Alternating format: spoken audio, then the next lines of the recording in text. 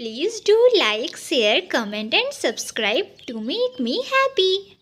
चिड़िया अपनी छोटी सी बेटी को अपने साथ लेकर अपने घर के बाहर ही बैठी हुई थी कि तभी वहाँ एक कौवा उड़ता हुआ आता है। वह अपना एक पुराना सा बैग साइड में रखकर चिड़िया से कहता है, मैं पूर्व के जंगल से आया हूँ। साथ वाले पेड़ पर मैं अपना घोंसला बनाना चाहता हूँ। चिड़िया, तुम्हें कोई दिक्कत तो नहीं है? अरे नहीं नहीं कौवे भैया, मुझे क्या दिक्कत होगी। अरे मेरा भी तो कोई पड़ोसी नहीं है। आप घर बनाकर यहाँ रहोगे तो आप मेरे पड़ोसी बन जाओगे। हर सुख दुख में हम दोनों पड़ोसी एक दूसरे का साथ देंगे।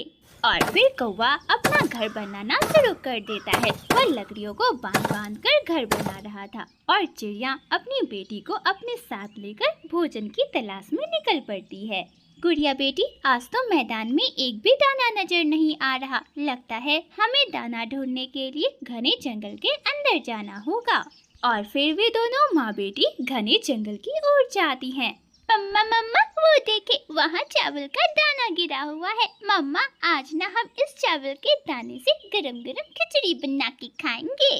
चिड़िया भी दानों को देखकर खुश हो जाती है। हाँ गुड़िया बेटी, और मैं किसान की पत्नी से शक्कर मांग कर ले आऊंगी और फिर बनाएंगे हम खिचड़ी। और फिर चिड़िया और उसकी बेटी गुड़िया चावल का दाना उठाकर वहाँ से चली जाती है। गुड़िया चावल के दानों को लेकर अपने घर चली जाती है और मम्मा चिड़िया शक्कर लेने के लिए किसान की पत्नी के घर की ओर जाती है। माँ जी, क्या आप मुझे थोड़ी सी शक्कर दे देंगी? चिड़िया, शक्कर से तुम आज क्या बना रही हो? माँ जी, मेरी बेटी गुड़िया को ना आज खिचड़ी खाने का मन कर रहा है। वैसे हमारे पास चावल के दाने तो हैं। अगर आप थोड़ी सी शक्कर हमें दे दो तो मेरी बेटी की इच्छा जो खिचड़ी खाने की है वो पूरी हो जाएगी। चिड़िया रुको, मैं अभी तुम्हें कुछ देती हूँ। और फिर किसान की पत्नी अपने घर के अंदर जाती है और एक डिब्बा लेकर चिड़िया के पास आती है। चिड़िया, ये लो, इस डब्बे में ना खिचड़ी है। मैंने थोड़ी देर पहले ही खिचड़ी बनाई थी। ये तुम भी खा लेना और अपनी बेटी को भी खिला देना और जो बच जाए वह अपने पड़ोस में बांट लेना। माँ जी, आप बहुत अच्छी हैं। और फिर वह चिड़िया डब्बा लेती है और वापस अपने घर की ओर निकल पड़ती है। रास्ते में मम्मा चिड़िया को प्यास लगती है तो वह नदी किनारे जाकर उस खिचड़ी के डब्बे को एक जगह रखकर नदी से पानी पीने लगती है कि तभी वहाँ वही पड़ोसी नया कौवा आ जाता है और चिड़िया के उस डब्बे को चुराकर वहाँ से भाग जाता है। अरे अरे, मेरा खिचड़ी वाला डब्बा कहाँ गया? मैंने अभी अभी तो यहाँ रखा था। ऐसे बोलते हुए चिड़िया रोने लग जाती है। अब मेरी बेटी क्या खाएगी? मेरी बेटी का आज कितना दिल था खिचड़ी खाने का। और फिर चिड़िया निराश मन से वापस अपने घर चली जाती है। कौवे का भी घर बनकर तैयार हो चुका था और घर पहुंचकर वह खिचड़ी खाने लग जाता है। खिचड़ी का डब्बा तो पूरा ऊपर तक भरा था मगर कौवा भी भूखा था। वह तो खिचड़ी खाए ही जा रहा था। मम्मा, क्या शक्कर मिल गई? बेटी, मैं तुम्हें अब क्या बताऊं? किसान की पत्नी ने मुझे डिब्बा भर कर खिचड़ी दिया था मगर रास्ते में उस डिब्बे को किसी ने चुरा लिया। मम्मा, आप निराश क्यों हो? मैं दाना खा लूंगी। मैं ना चावल को पानी में भिगोकर ऐसे ही खा लूंगी। मेरी बेटी बहुत अच्छी है, मुझे जरा भी तंग नहीं करती। दूसरी तरफ कौवे ने जो चिड़िया का खिचड़ी का डब्बा चुराया था वह मजे मजे से खिचड़ी खा रहा था। खिचड़ी तो बहुत भरी हुई थी मगर कौवा भी पूरा खा खा कर अपने पेट को फुला लेता है मगर वह पूरी खिचड़ी खत्म करके ही दम मारता है। धीरे धीरे जंगल में रात हो जाती है। मम्मा चिड़िया और उसकी बेटी बातें करते करते सो जाती है। जंगल में जब आधी रात होती है तब उन्हें किसी के चिल्लाने की आवाज सुनाई देती है। कोई मुझे बचाओ, कोई मुझे बचाओ, कोई मेरी मदद करे। चिड़िया, चिड़िया, अपने नए पड़ोसी की मदद करे। और फिर मम्मा चिड़िया उठती है। अरे, ये तो हमारे नए पड़ोसी कौवे की आवाज लग रही है। लगता है वे किसी मुसीबत में हैं। मुझे ना उनकी मदद करनी चाहिए। और फिर मम्मा चिड़िया अपने घर से निकलती है और पड़ोसी कौवे के घर पर जाती है। कौवे, दरवाजा खोलो, दरवाजा बंद है। चिड़िया, खिड़की के रास्ते से अंदर आ जाओ, मैं उठ नहीं सकता। मेरा पेट फट जाएगा।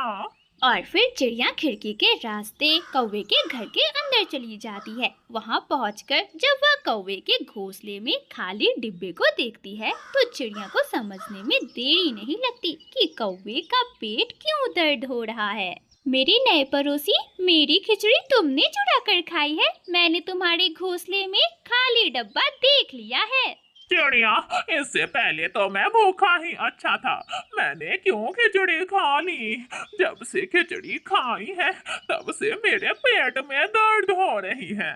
चिड़िया, मेरी मदद करो, मुझे बचा लो।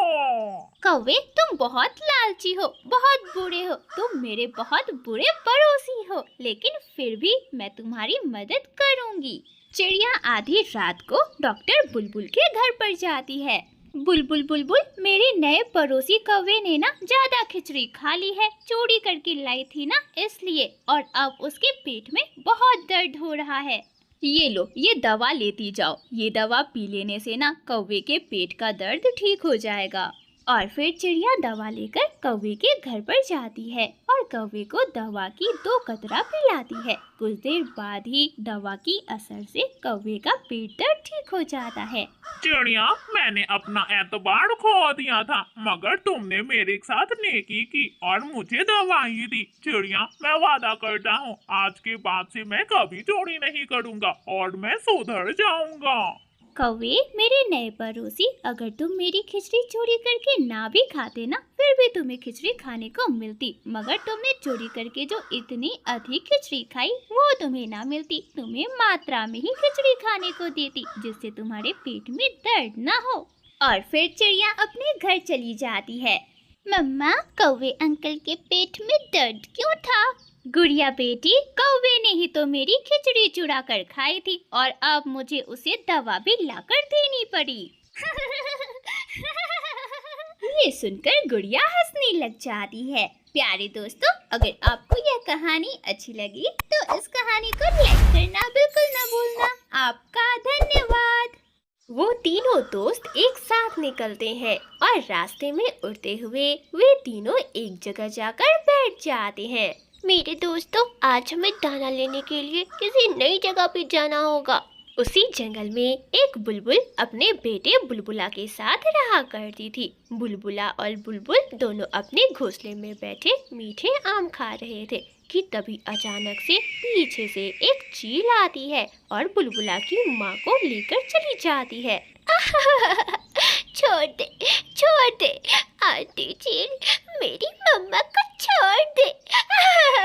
मगर वह जालिम चील बुलबुले की माँ को अपने साथ लेकर चली जाती है और उसे मारकर खा जाती है। इस तरह 2-3 दिन गुजर जाते हैं। बुलबुला अपने घोंसले में बैठा भूख से तड़प रहा था और वह हिम्मत करके भोजन की तलाश में अपने घोंसले से बाहर निकलता है।